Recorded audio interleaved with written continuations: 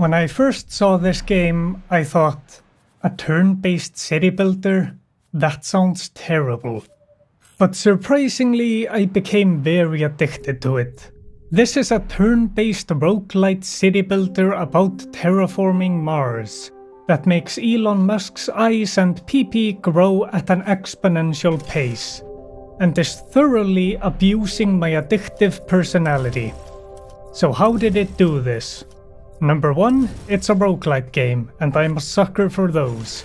But it's also just a gameplay loop. There's a great resource management system, a lot of paths for you to progress down, and a lot of options on how to build up your Mars colony.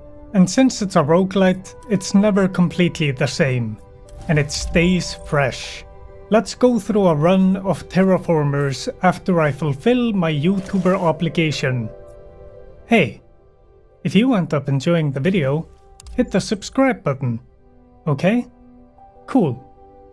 Gameplay. You start with a single city, and you have to explore surrounding areas of interest, and you do this with your leader. You get a random selection of leaders and they can all explore, but they have 2 other unique abilities like creating buildings or generating resources. And they have a passive benefit, like if you increase your science by 5, then the leader will increase it by 1 extra. Something like that. You will have a leader for 10 turns before they retire and you have to select a new one. Leaders aren't the only way you explore. You can make satellites or rovers so you can explore more per turn. But you have to choose carefully early on what area you explore, because they give you different resources, and you might be able to do something special on those areas, like creating a mine, or dropping a nuke on a CO2 glacier to create more of an atmosphere on Mars. Also a little bit of radiation. You choose carefully because you want to start generating resources, preferably one of everything to start with. But you can trade the resources, so if you end up just generating a lot of a single resource, you won't be screwed. Also, you have an undo button if you make the wrong choice. Every run will be different in terms of the resources that will be close to you and the buildings that will be available to you. Buildings are actually called projects, and you get to choose a new project every turn. Starting out, you can choose 1 out of 3 projects, but there are projects that will increase your options and how many you can choose. Projects can generate resources, population, or androids, which will let you expand your city to an area so you can build things there. They can also generate terraforming values, oxygen, heat, or atmosphere. These make Mars a nicer place to live on. Projects can also increase standard of living, which makes people happier and generate more support. Support is the resource you need to survive. If support goes to 0, you lose the run. When you make population buildings, you get some support income, unless the climate the city is in is awful. When it comes to building cities, you have to think about placement. Mostly with food and population buildings, because there are buildings that boost support or food generation when they are adjacent to those types of buildings. Most other buildings can go wherever, and you can always move buildings around, but they won't generate resources for a few rounds if you do that.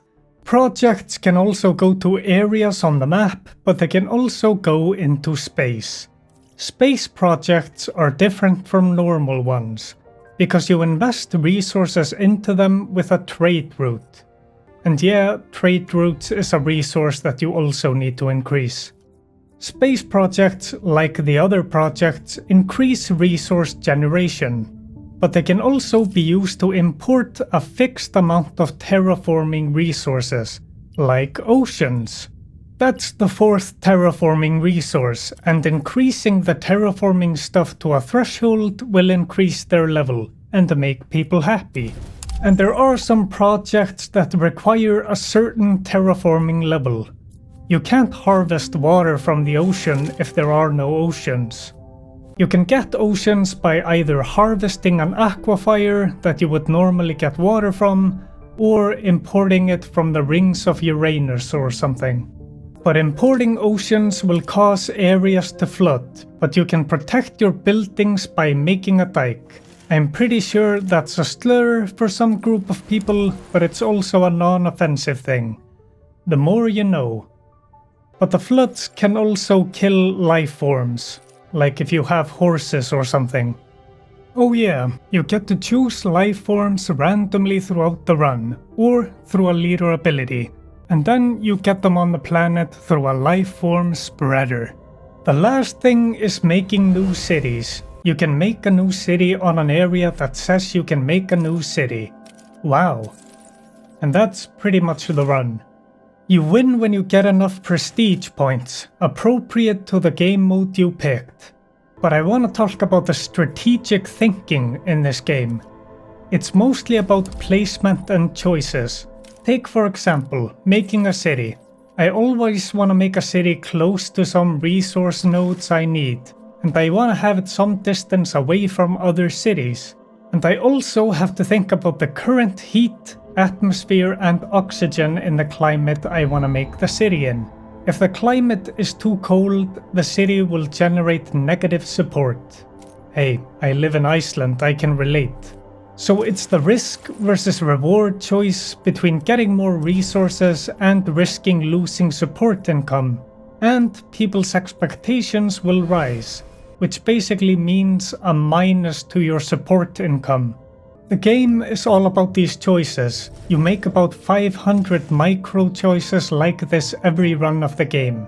Do you want this or this project? Or which technology will most benefit you?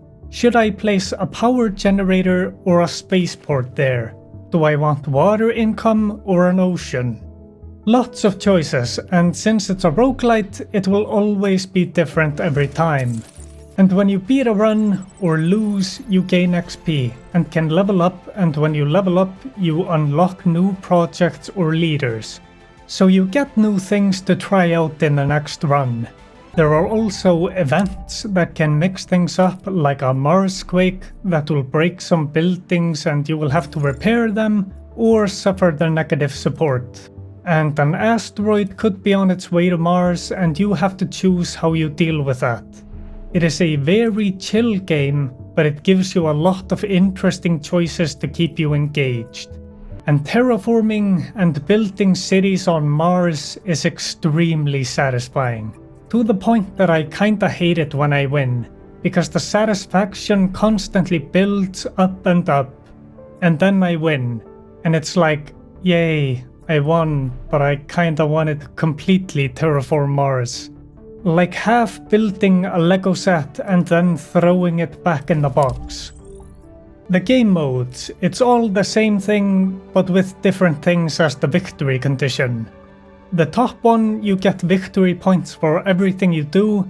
The red path, you get points for increasing resource income. Green path, you get points for creating life on Mars. And blue path gets points for terraforming Mars. There's more, but you get the idea. And that's pretty much it for the gameplay. Story. There isn't one here, so I'm just gonna make one up. After winning his presidency by beating Mark Zuckerberg to death in the Octagon, President Elon Musk decides the first order of business is his lifelong dream of colonizing Mars. Everyone in the world seemed to agree this was a great idea, because he shadow banned everyone on Twitter that disagreed. So he found some good people to get to work on colonizing Mars, but he gave them a warning.